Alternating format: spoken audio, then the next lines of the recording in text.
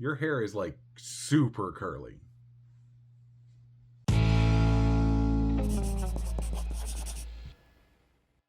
Welcome to Crocks in the Kitchen. I'm Jessica. And I am Brian. Yes, do not adjust your TV screens or whatever screens you're watching on. This is what we got now. It is a daily battle with her of trying to get any sort of manageable stuff out of this hair. Most of the time she's just wearing hats at this point, but well, this is right after I showered. So I just showered.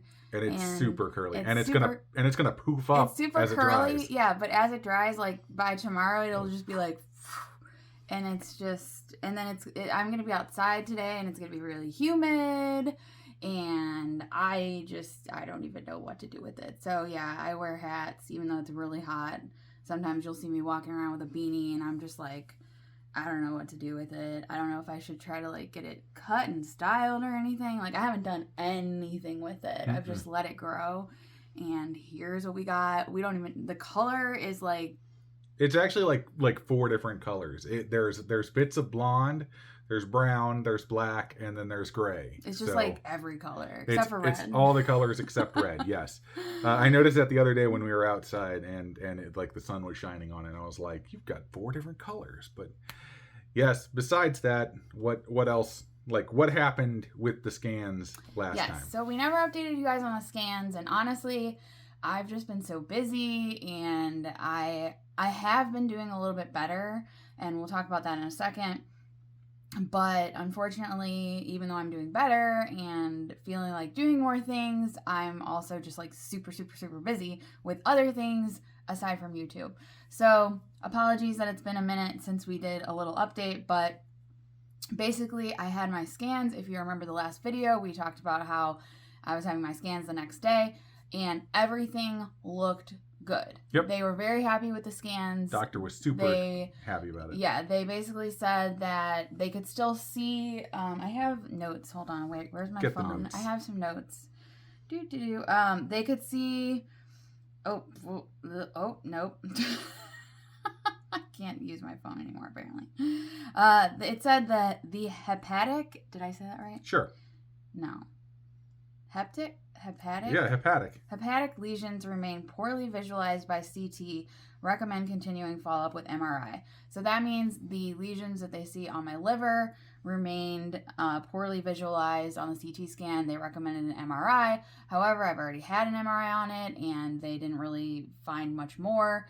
Again, if you followed my story, you kind of know that they kind of don't believe that those are actually metastasis to my liver at this point, so we're just going to continue keeping an eye on it, and if anything gets bigger or changes and is noticeable, then we will, follow whatever procedure needs to be followed. But for now, that basically meant that we didn't need to do anything. They said otherwise there was I can't read anymore. I still have otherwise chemo. there was chemo brain. No definite evidence of metastatic disease in the abdomen or pelvis. Yes. Basically, they didn't find anything. Yes, they didn't find anything. And then my chest one was unchanged with like some note about some lymph node, but no convincing thoracic. What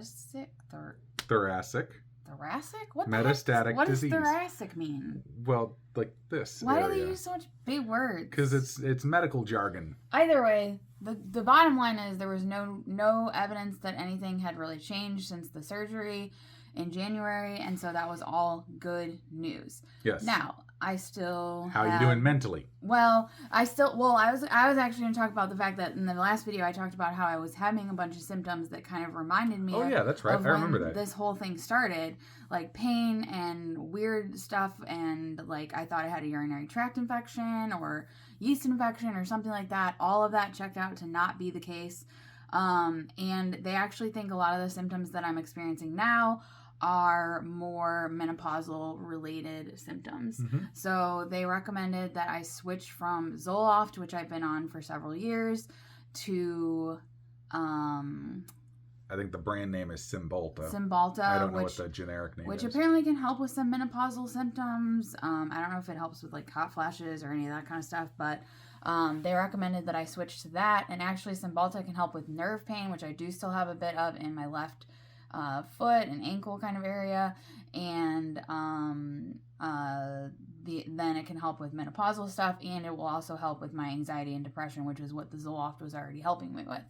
So I have begun the transition to that, although it says I think the Cymbalta doesn't kick in until like it takes like 4 weeks to kind of build up in your system. So I'm kind of like transitioning between the two right now. But I've already noticed, and I don't know if it's related to that or other things, I actually mentally I'm doing just a lot better than I was before. Better. Like Yep. it's been, I mean, you describe how I was for a few months. Like she was in a pit of depression for a very long time. She was having like pretty severe bouts of anxiety. Even at one point, you almost had a panic attack. I remember, and like you were not in a good way. You had good moments, but you were definitely not doing that great. And you, in the last several weeks now, you've gotten a lot better. I would say a vast improvement over the way that you used to be. You now like it's kind of funny because I can usually tell when you're feeling better because one, you start to do things, and two, you sing a lot more.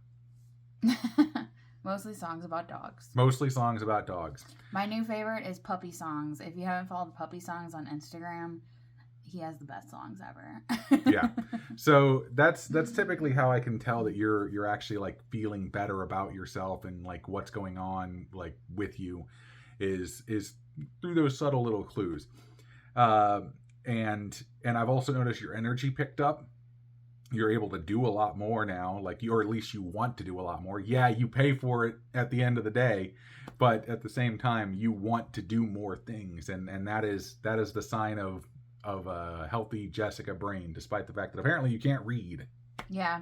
Well, I have felt like I've had some cognitive issues, and apparently, like Brian says, chemo can take up to a year to like, and it's been over half of a year now, over 6 months now since I've had chemo, but it can take up to a year to kind of like really get back to your normal. And then also apparently menopause can cause cognitive issues. So there's sometimes when I would be sitting there doing something and I feel like it would take like 4 times longer for me, whether it be like at work or just doing something on a computer, it would take me like 4 times longer than normal. And I just felt stupid and I felt like I just couldn't do anything. And I think the more I've worked through that, the better, and the more I'm noticing like my old self returning. So anybody who is going through something like this, people told me along the way, you know, that I would eventually feel back to like some kind of normal at some point. And I can say that I slowly see that happening, although it's not the normal that I have now will never look like the normal that I used to have. It just isn't that way. But like physically, I push myself pretty hard. We've been doing a lot of gardening, and then I work in the concert industry, so I've been like running around at concerts and like doing stuff like that. And for work, and work has been keeping me super, super busy, which has been, I think, good just for me to feel productive and like I'm doing something and achieving something and getting back to sort of any kind of normal life I used to have before all this happened. Speaking of which, yesterday, June 3rd, was the 1-year anniversary of me being officially diagnosed with cancer.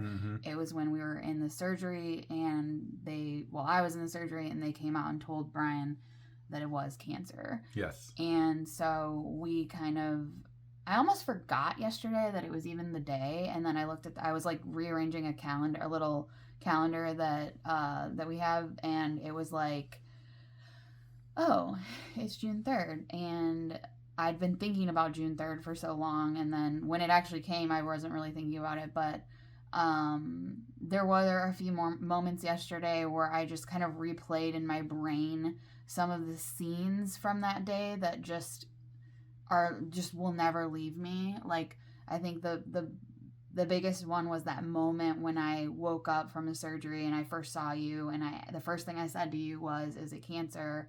and you told me just get some rest. And then I knew in that moment that it was cancer. And then you told me, yeah. And so, there are thinking through those moments, like how life altering that one little moment was. And just everything that we've been through in the last year, a lot of which I have kind of blocked from my brain, I think. I just sort of like survival mode, like blocked a lot of it, and definitely been thinking about that a lot. But I also feel really grateful that we're at the position we're at right now, because I know that there are a lot of other stories that don't go the way that my story has gone so far. And so I feel like I'm fortunate that my story is moving in a positive direction, but I'm still a little bit, hesitant to buy into that too much, because I've also seen stories where people thought things were going a certain direction, and then everything changes, and it's now just that wait and get scans and blood work, and like hope that nothing new shows up. Yeah. And it's a very, very crazy waiting game. But my next scans will be in August, so I'm just sort of like putting that out of my mind right now. Like, I can't do anything about it. Mm-mm. I can't, all I can do is try to live my best and healthiest life right now and work towards the goals that I have. And then in August, when we get the scans, if something pops up, we'll tackle it at that moment. And recently I've had, people ask me like how I dealt with going through a lot of this. And I think that it was different when there was always a game plan, and now there's like no game plan. The game plan is just waiting. Yeah. And so now I'm trying to learn how to cope with that aspect of it, and just living with, and just everyone else in the world moves on from it. Like, everyone else is like, oh, cool, you're doing great. I mean, you're doing good. The scans look good. Cool. Let's tie it with a bow and like move on. And that's, I don't have that luxury. Like, I'm still just living in it. And so, but yeah, I'm doing pretty good right now though. Yeah. I think you're doing great. And my hair, will continue to be. I think her hair is adorable. I love the curliness of it. Like, I just think she's super cute like this. And she always was like, I don't know, it's like my hair's so ugly. I tried blow drying it. That did not work. Mm-hmm. That did not help. I tried straightening it one day. No, it's too short. You just gotta let it go. I feel like there's probably some products I could put in it to like make it like a little bit less crazy, but then the humidity is just gonna be. St. Louis has like the worst humidity in the summer, so it's pretty bad. But I'm super excited though about everything. Like, yes, this last year has been insane. It has been trying. Yes, yesterday is the anniversary of the worst day of my life personally, but I mean, look at how far we've come. Look at how much better you're doing recently. Look at the fact that we have a fully functional garden going on right now as well. Every spot is taken up and everything is growing nicely. And everything out there is doing great. And it's been really good to actually get outside and work on something like that and get things going. Even if I do have to move giant bags of mulch and stuff now too. But so I guess I would like to throw a question out there to you guys. Like, yes. What do you want to see from us next? We do have other videos that we've already filmed that we have to share with you. From a while ago. We have, like, is there other stuff you want to see from us? What kind of content do you guys want? I feel like this channel has kind of evolved a lot, but like we still obviously want to share the whole food plant-based content as well. But is there anything like what do you guys want to hear from us, or what do you want to see next? Just curious if there's any ideas out there. Comment below and let us know. Yep. But besides that, you can subscribe to the channel if you haven't done so already, and click the bell that is right next to that subscribe button, and you will get notified whenever we post a new video. You can also find us on social media, Facebook and Instagram, and you can follow along a little bit with whatever we happen to post there at the time. I don't know. Are you really posting a lot on there right now? I haven't been, but I'll get back into it. Definitely. Like, I'll definitely get get back into the swing of things. It's just everything's been so busy right now That's that true. I haven't had time to focus on it, but I will get back into it, I promise. Yes, but I think that's all I got. Definitely all I got. We will see you next time on Crocks in the Kitchen. Bye. Bye.